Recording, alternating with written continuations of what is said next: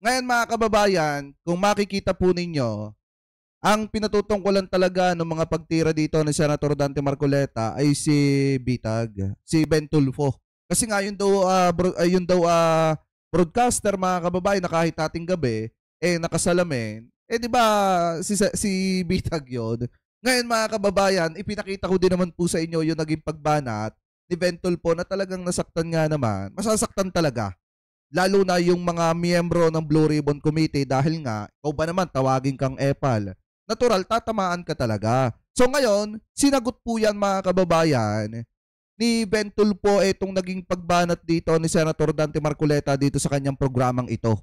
At ito po yung kanyang sagot mga kababayan na kung saan, sabi po dito sa Bilyonaryo News Channel, Ben Tulfo bumuelta sa Senate probe. Tinawag na political cheater mga kababayan. Gaano katindi nun? Di ba biruin nyo, tinawag niyang epal nung una, sinagot ni Rodante Marcoleta, tapos ngayon tinatawag na political cheater na mga kababayan na itong ginagawa na investigasyon dyan po sa flood control project. Anyway, tuloy pa natin. Kausapin naman natin ang isa sa mga pinangalanan ni Senador Rodante Marcoleta, ang broadcaster na si Ben Tulfo. Magandang gabi, Ben. Magandang gabi sa inyo. Ay, diretsahang tanong na sa iyo, Ben, no? May galit ka ba kay Senator Marcoleta? Hindi naman. I think may problema lang siguro dito. I believe that we have the same, direction, but different siguro destination. Pinersonal na natin dito ni Senator Marcoleta sa kanyang Blue Ribbon Committee when I said something like, pwede naman mag-conduct ng separate investigation ng ating ombudsman whether may nakaupo na o wala na kasi mandato ng ating ombudsman yan eh. Sakit nun mga kababayan kasi nga naman kung tutusin, wala naman kasi mali doon sa sinabi ni Ben Tulfo eh. Maliwanag naman na ang sabi niya, parang ang nangyayari kasi doon sa investigasyon na kung tutusin, hindi naman talaga dapat ang Senate at saka Congress mga kababayan yung nag-iimbestiga. Parang nangyayaring may mga nag-grandstanding nga and then may mga nagpapa-epa lang talaga doon sa Senate Blue Ribbon Committee. Ngayon, wala naman siya pinangalanan doon eh. Ang problema, umaray at tinamaan itong si Senator Dante Marcoleta. Kaya parang ang sinasabi dito ni Ben Tulfo mga kababayan, masyado lang pinersonal ni Senator Dante Marcoleta yung sinabi ni Ben Tulfo. Anyway, tuloy pa natin.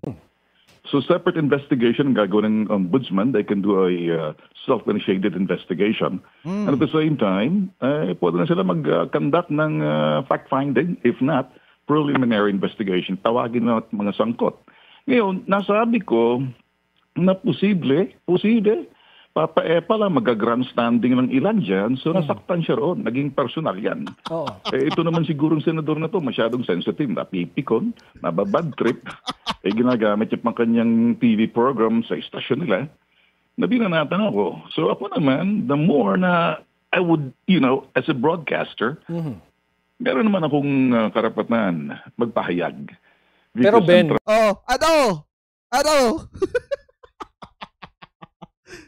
wag kasi masyadong sensitive.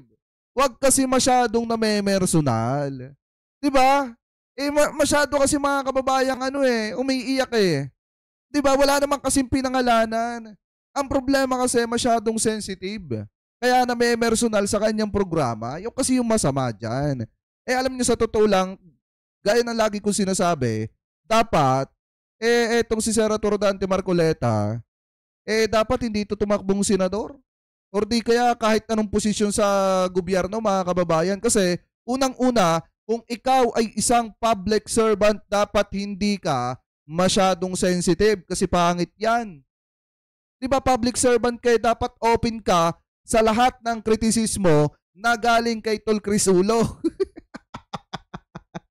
Shout out Tol Crisulo Thank you sa panonood. Dapat ganon. Sa totoo lang, dapat open etong si Senator Dante Marcoleta sa lahat ng kritisismo, lalo na paggaling kay Tol Crisulo. Anyway, tuloy pa natin. Trabaho natin. Pero Ben, may pinatutungkulan ka ba kung sino itong mga nagpapa-epal dyan sa Senate Blue Ribbon Committee? Kasi nabanggit din ni Senator Marcoleta, even your brothers, ay kabahagi nito. Well, it's like this. Alam natin siguro dito ang gagawin ng Senate Blue Ribbon Committee, at the end of the day, matapos ng kanilang investigation, i-forward pa na yan sa ombudsman eh. Ang in aid of legislation naman ang Senado. Napasanay ng mga tao sa ganyan eh. Kung titingnan natin, ano bang talaga ang ratio ng mga napoprosecute pag dumadaan sa Senate Blue Ribbon Committee? I-research niyan, ilang percent. Kung tutuusin, sa ombudsman talaga, separate investigation. Dahil tsaka sa totoo lang mga kababayan, may mga patunay na may mga ganyan nga talaga nangyayari sa Senate. Isa na dun yung yung tinutukan ni Tol Chris Ulo na PIDEA leaks. Abi, nangyari ba doon? Ano nangyari doon mga kababayan, yung PIDEA leaks ni Senator Bato de la Rosa? May napapanagot ba doon? May mga tao ba mga kababayan na nakulong doon? Nakulong ba si Jonathan Morales na sinungaling? Diba? Walang napapanagot doon mga kababayan, sa totoo lang. Ginamit lang talaga yung hearing na yon para sirain ng presidente. Diba? Para siraan sa publiko si PBBM. Yung pinagkatiwalaan mo, yung 2 dokumento na Xerox na papel na binutasan lang ng puncher. Wala po napapanagot doon. Kaya nga sa totoo lang, tama rin ito sinasabi dito ni Ben Tulfo mga kababayan, na talagang kahit mag-research ka, may mga makikita ka talaga na mga dumaan sa Senado na hindi naman talaga na-execute, hindi naman talaga napapanagot. Isa na dyan yung PIDEA leaks. Ano po, na ginamit lang talaga for political circus mga kababayan at political persecution laban po kay PBBM. Ngayon ang problema mga kababayan, pera ninyo, pera ng taong bayan yung ginamit doon para aksayahin. Diba, sa walang kakwenta-kwentang hearing na yon ni Senator Bato de la Rosa. Pero anyway, nalayo tayo sa topic, balik tayo dito. Siguro naiinis siya doon sa sinasabi ko magpapa-epal grandstanding kasi diretso naman natin, iba naman sa kanila, medyo nasasabit doon sa sinasabing flood control eh. Ngayon, para sa akin, I was just trying to make my point, pero nagiging sensitive ata ito, napipikon ata ito. Although kasama yung mga kapatid ko. It doesn't mean that because may kapatid ko dyan, ay medyo save na sila. No, ginagawa kong trabaho ko. As a media person, let's separate realities from politics. Yung aking sinasabi, reality, mataas ng... panis ka pala Panis ka pala, Senator Dante Marcoleta, dito kay Sir Ben Tulfo kay Bitag. Alam niyo kung bakit mga kababayan? Kung tutuusin nga naman, dapat hindi siya sensitive. Hindi nga naman porkit isinama pa nga naman daw yung dalawa niyang kapatid doon, yung kanyang kapatid doon, hindi porkit daw kasama yung kapatid nitong si Sir Ben Tulfo, ililigtas na agad etong komite ni Senator Dante Marcoleta. Meron nga naman talaga dyan. Totoo. Yung sinasabi dito ni Ben Tulfo, meron naman talaga dyan na mga senator na dawi talaga sa issue ng flood control. Sa tingin nyo, sino? Eto, comment nyo sa ating comment section. Meron man talaga mga senator dyan na dawit sa issue ng flood control. Or di kaya naman mga kababayan dun sa insertion na hindi na alam kung saan napunta. Diba, isa na nga dyan si Senator Joel Villanueva Diba? Yung kapatid, yung half-brother ni Bongo, contractor. Kung tutusin, dapat nga naman ipinapatawag yan, yang mga yan ang iniimbestigahan kasama itong DPWH, yung mga gumagawa ng anomaly dyan. Kaya kung tutusin, tama rin etong sinasabi ni Senator Ben Tulfo na dapat kung gusto na may mapapanagot talaga dito, kung gusto na may magbayad talaga dito sa issue ng flood control, dapat ang gawin ng Senado ng Blue Ribbon Committee, imbitahan yung mga senator or mga kasamahan yung senator na sangkot po at nadadawit sa issue ng mga flood control project. Diba? So ngayon, ituloy pa natin. Shoutout kay Tol Chris Ayan, maganda yung ginagawa ni Ben Tulfo para ma-push sila na may managot sa style na yan. Diba? Tama naman talaga. Anyway, tuloy pa natin. Ang taas ng level ng awareness ng mga tao as well as ang knowledge about this controversy or anomaly dito sa Ghost Flood Control Project. Oh, well, in relation... The question really is, ang mga tao nag-i-enjoy na lang nagiging national pastime na lang to So that is basically politics. The reality is, at the end of the day, may makakasuhan ba? Recommendatory lang naman ang Blue Ribbon Committee ni Marcoleta Yan! They will recommend... Pinakalanan na! Biruin nyo sino mas matapang sa dalawa? Si Senator Dante Marcoleta, hindi niya kayang pangalanan sa kanyang programa. Etong si Ben Tulfo, mga kababayan. Pero dito, sa interview ng Billionaire News Channel, talagang lantarang pinangalanan ni Ben Tulfo etong si Senator Dante Marcoleta. 'Di ba? Para nga naman umayos yung committee mo, dapat sundin mo yung sinasabi ni Sir Ben Tulfo. Ayan pinangalanan ka na, tuloy pa natin. Whether in aid of legislation, kung may nakita silang dagdagan pa ang batas, or mag-recommend sila for sino yung sasubmit nilang mga pangalan for prosecute. At the end of the day, it's still the ombudsman. Kung ang makita ng ombudsman, then diretso sa Sandigan Bayan. It's like this. Ang ombudsman, para mga piskal yan. Tama. Ang korte, Sandigan Bayan. Ang Senado, para mga abogado yan, nagkatyaw-kyaw dyan eh. I'm sorry. Tamaan kung sino tamaan. Hindi ako mag-hold back dito. Pero ang pangit dito is napipikon yung bagitong senador na politikong matagal na. Kaya Aray! Aray! Aray! Ang sakit nun, mga kababayan. 'Di ba? Tinawag siyang bagito. Tinawag siyang bagitong senador na matagal na napipikon daw. Iiyak dito yung mga taga-suporta ni Senator Dante Marcoleta. Ngayon lang ako nakakita ng bagitong matanda na. Biruin nyo, di ba, wag kasi masyadong pikon. Kita nyo, mga kababayan, tinitira siya, niyayari siya dito ni Ben Tulfo. Kasi alam niyo kung saan nagagalit dito si Ben Tulfo sa sinabi ni Senator Dante Marcoleta? Nagagalit si Ben Tulfo kasi idinamay nga yung kanyang kapatid. Hindi daw porkit kasama yung kapatid nga naman niya dyan, makakaligtas na sa kritisismo ni Ben Tulfo etong komite ni Senator Dante Marcoleta. Ngayon, mga kababayan, nung binira ni Ben Tulfo etong komite ni Senator Dante Marcoleta, tinawag silang mga epal dyan, umiyak. Etong bagito daw na senador na matagal na. Karapatan, siya lang may mga kaalaman, pag medyo may nagsasalita sa kanya mga committee, napipikon siya. Lahat na lang ata, nakakaaway niya. Dalawang broadcaster. Kapwa niya mga senador, nire-reklamo na siya.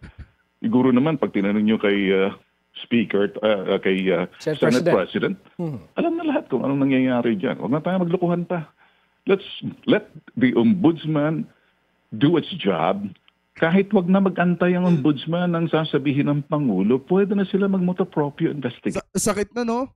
Para pinapalabas ni Senator Ben Tulfo na si Marcoleta dito, war freak. Kasi wala daw kasundo eh. Yung mga broadcaster, nakakaaway daw niya. Yung mga kasamaan niyang senator, mga kababayan, nakakaaway daw niya. Pati nga daw itong si Senate President, siguro si Chis Escudero, hindi rin daw kasundo ni Senator Dante Marcoleta. Ngayon, mga kababayan, ang issue kasi dito, kung hindi sana tinira ni Marcoleta, kung hindi sana siya, mga kababayan, balat sibuyas, at tinira niya itong si Ben Tulfo, hindi nga niya pinangalanan, pero obvious naman kung sino yung pinapatamaan kasi dito ni Senator Dante Marcoleta, yung hating gabi nakasalamin na. Nakasalamin pa daw. So, obvious naman na si Ben Tulfo yung tinitira dito ni Senator Dante Marcoleta. Ngayon, eto yung buwelta ni Ben Tulfo, mga kababayan, sa lahat ng sinasabi ni Senator Dante Marcoleta. Ang lamang lang talaga ni Ben Tulfo kaya niyang pangalanan, eto daw pong senador na bagitong matagal na. Ano po, na walang iba kung hindi si Senator Dante Marcoleta. Anyway, tuloy pa natin. At sa dulo ng itong lahat ng ito, Ben, ang importante ay yung accountability at kung may makakasuhan at mapanagot. Exactly. Kasi investigation is investigation. What's in aid of legislation? Well, people want prosecution. People want accountability. The people want accountability rito. And then, ano yun? Prosecution to culpability. Nasa Sandigan Bayan yan. Kung ano makikita ng ombudsman, kahit na anong gagawin ng Senado, i-recommend pa rin yung sa ombudsman eh. Ombudsman naman parang piskal eh. Prosecution, akit niya sa Sandigan Bayan. Kaya yung mga ibang senador natin, siguro maintindihan nila, ginagawa kong trabaho ko sa media. This time, ang sinasabi ko, reality, And politics, yung politics na nasabi ko na parang baka maging ano to maging national pastime na lang to. Mga tao nalilibang hindi na inaabangan kung ano magiging resulta, inaabangan kung sinong aawayin, kung sinong susoplahin, kung sino pahihiya, kung sino yung ibabang mo ang martilyo na to. Gusto mo gamitin ko to? Gusto mong makontempt ka? Yun ang inaabang ng mga tao di ba si Marcoleta yung nagsabi doon? yung isang contractor, mga kababae, gusto pukpukin ng martilyo. Di ba kay Marcoleta nang galing yun? O ngayon, lahat hinalwat yan ni Ben Tulfo. Anyway, shoutout po kay Ma'am Christy Rosetta. Thank you po sa inyong pakape from Norway. Ayan, mega love shoutout po sa inyo ha. Anyway, tuloy pa natin. Swela, wag naman sana. And pareho tayo. Anyway, Ben, ito, may bagong balita nga kasi nagbitiw na itong si Secretary Bonoan at pinalitan ni Transportation Secretary Vince Dizon. And in addition to that, nagpa-establish ang Pangulo ng isang independent commission to look into this flood control mess. Quick reaction to this. That is a very good move. As a matter of fact, bakit sa Pangulo yan, ano? My point of view as a Ford Estate, kapareho natin sa media, andyan naman ang ombudsman. Pwede naman silang gumawa ng investigasyon nila They can do a fact-finding now. They can summon everybody. They can do a preliminary investigation. All the documents, tawagin lahat yung mga sangkot, magpa-fact-finding ka. Or gagawa ka ng sariling fact-finding, anong ginagawa ng ombudsman natin? Kaya nga naninilbihan sa atin yung mga ombudsman, nasa charter nila yan Alright. Abangan natin ang susunod na aksyon ng ombudsman. Maraming salamat. Broadcast journalist Ben Tulfo. Ayan. Kita nyo mga kababayan Tinosta. Tinosta ni Sir Ben Tulfo etong si Senator Rodante Marcoleta dahil nga po masyadong balat sibuyas, masyado daw pong iyakin kapag ka nababatikos at nakakatanggap ng kritisismo. At saka ang isa pa dito, wala daw pong gaanong kasundo etong si Senator Rodante Marcoleta kasi nga parang iba-iba ata mga kababayan ng ugali, di umano ni Senator Rodante Marcoleta kaya po walang makasundo. Tapos ang pinakamasaklap pa nga daw dito, tinawag ni Sir Ben Tulfo etong si Senator Marcoleta na baguhang senador or bagitong senador na matagal na.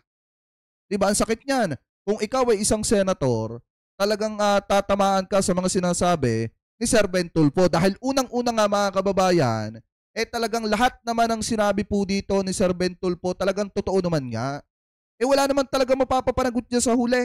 Dahil ang ending niyan mga kababayan, kapag kayo mga opisyalis na sangkot dyan, ididimanda pa rin yan, irereklamo pa rin yan sa ombudsman. Kaya ang dapat po talaga mag-imbestiga dyan, ang dapat po talaga mga kababayan na tumutok dyan ay walang iba kung hindi etong ombudsman. In the same time, dapat magkaroon tayo ng Philippine Anti-Corruption Commission para yung mga mapapatunayan dyan na corrupt, talagang habang maaga pa lang, mapagkakasuhan na yung mga yan at mapapanagot na yung mga yan.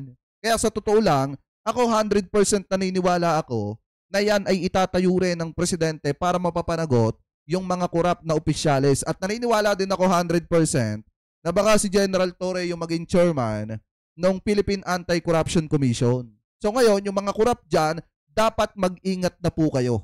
Dahil kung tutusin, kapag ganito yung naging tradisyon mga kababayan na kada may mainit na usapin, laging mangunguna dyan ng Senate, talagang ang mangyayari lamang po dyan mga kababayan, magiging parang kwento na lamang po na parang isang telenovela na sa huli, wala naman po talaga mapapapanagot. So ngayon, ang hinahanap po kasi natin dyan, yung may managot, may makasuhan, congressman man o senator na nagkasala at nakinabang sa mga flood control project, dapat pong managot at magbayad at makasuhan. Yan po yung pinakamainam na dapat ay makita ng sambayan ng Pilipino. So ngayon, ito po yung maliwanag na sagot ni Sir Ben Tulfo sa lahat ng mga sinabi ni Senator Rodante Marcoleta.